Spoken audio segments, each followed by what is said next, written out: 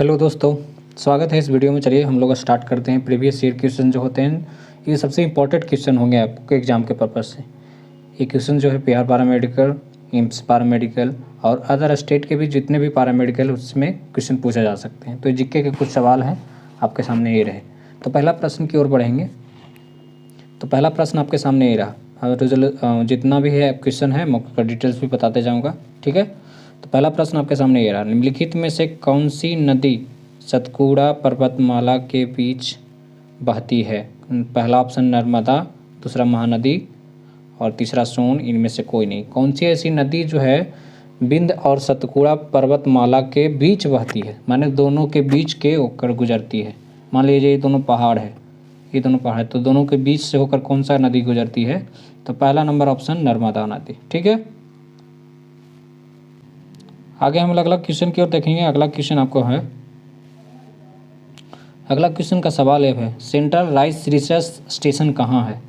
जो central rice centre research जो है कहाँ है? चेन्नई में है, कटक में है, बंगलोर में है। बंगलुरु लिखाता है, बंगलोर में हम लिख दिए हैं, यहाँ सब मिस्टेक हो गया थोड़ा सा। इनमें से कोई नहीं। कौन जो है कहाँ पे, मतलब कि यहाँ पे सेंट्रल रिसर्च सेंटर जो है कहाँ पे है? तो आपको राइस, चावल का नाम सुने होंगे आप लोग। तो चावल का जो रिसर्च सेंटर है वो कहाँ है?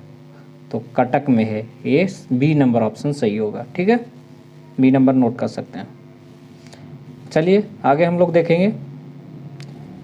ये है, निम्नलिखित में से किसने संस्कृत व्याकरण लिखा था? कौन व्यक्ति जो थे उन्होंने संस्कृत व्याकरण लिखा था?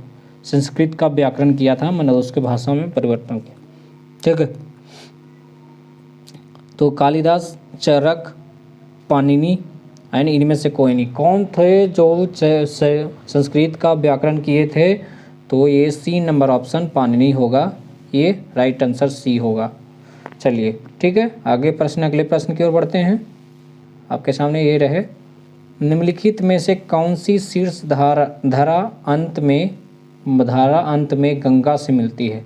शीर्ष धारा जो है अंत में गंगा से मिलती है। कौन सी शीर्ष धारा है? जो पहला भागीरथी, दूसरा अलकनंदा, तीसरा पिंडर, चौथा और मंदाकिनी।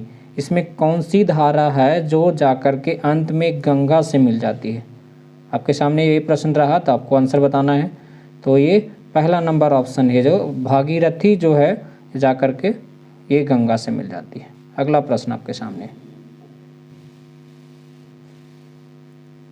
अगला प्रश्न आपके सामने ये रहा, वह धातु जिसका लावन प्रकाश के प्रति संवेदनशील होता है, कौन सा ऐसा धातु है का लावन जो है प्रकाश के प्रति संवेदनशील होता है? सिल्वर होता है कि जिंक होता है कि कॉपर होता है कि इनमें से कोई नहीं हो सकता है? कौन जो है इसके प्रकाश के प्रति संवेदनशील होता है, सबसे ज़्यादा जरूरी हो प्रकाश के प्रति?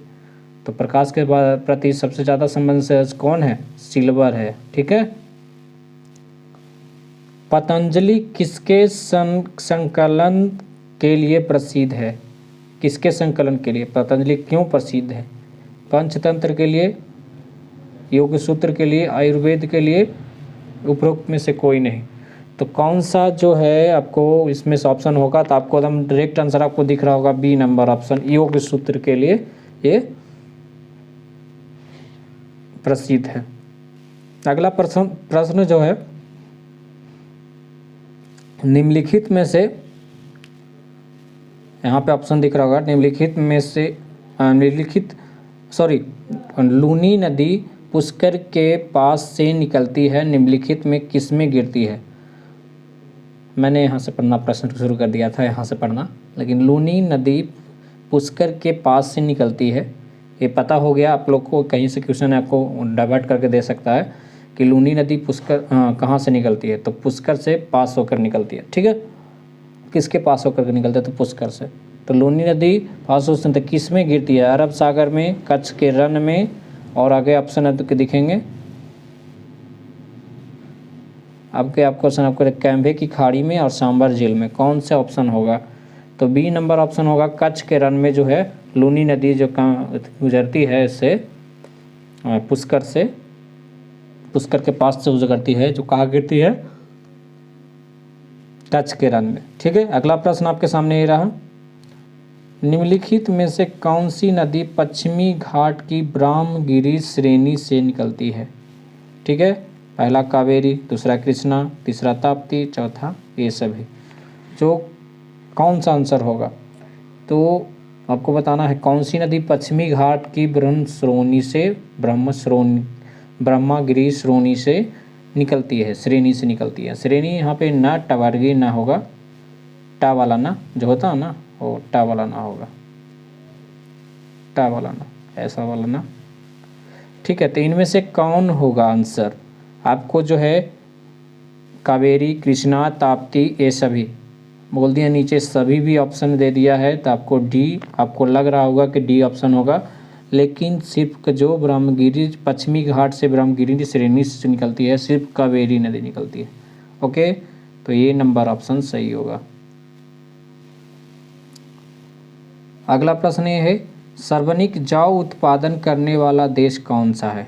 सबसे ज़्यादा जौ का उत्पादन कौन करता है? और जिसके पास जौ हो गया उसके पास सूजी का निर्माण भी ज़्यादा होता होगा। ठीक है, तो चीन, भारत, रूस, फ्रांस, इनमें से कौन सा जो है जौ का मतलब उत्पादन सबसे ज़्यादा करता है? तो सी नंबर ऑप्शन रूस। रूस के पास जौ का उत्पादन ज़्यादा होता है और वहाँ पे तेल की मात्रा जो ज़्यादा है, रिफाइन जो वहीं से आती है। ठीक है, बहुत ज़्यादा मात्रा में अगर इंडिया को ज़रूरत हो कि 3 अरब टन का तेल की ज़रूरत है, तो ये तेल जो है वहीं से आएगा, रूस से ही। अगला प्रश्न आपके सामने ये रहा, सुनामी किसके कारण नहीं होती? तूफान के कारण नहीं होती, भूकंप के कारण नहीं, जल में भूस्खलन के कारण नहीं होती, और एक से अधिक। इनमें से ऑप्शन बताना है कि एक से अधिक अगर रहेगा, जैसे कहने का मतलब है कि तूफान और भूकंप के कारण अगर दोनों से हो जाता है, नहीं आता है, तो ये नीचे वाला ऑप्शन होगा, यहाँ पे ऑप्शन है। तो ठीक है, ऑप्शन यहाँ पे दिख रहा होगा, लेकिन जो है भूकंप आती है तभी सुनामी आ सकता है, जल में भूस्खलन होता है तब भी सुनामी हो सकती है, लेकिन तूफान आता है तो ये सुनामी नहीं आती है, इसलिए ए नंबर ऑप्शन सही होगा। Okay, thank you very much. आज के लिए इतना ही, मिलते हैं अगले वीडियो में। किरण पैरामेडिकल को सब्सक्राइब कर लें, बेल आइकन को हिट कर लें, ताकि आप लोग को सारी परेशानियों से निजात मिल सके। अगला सफर आपके साथ।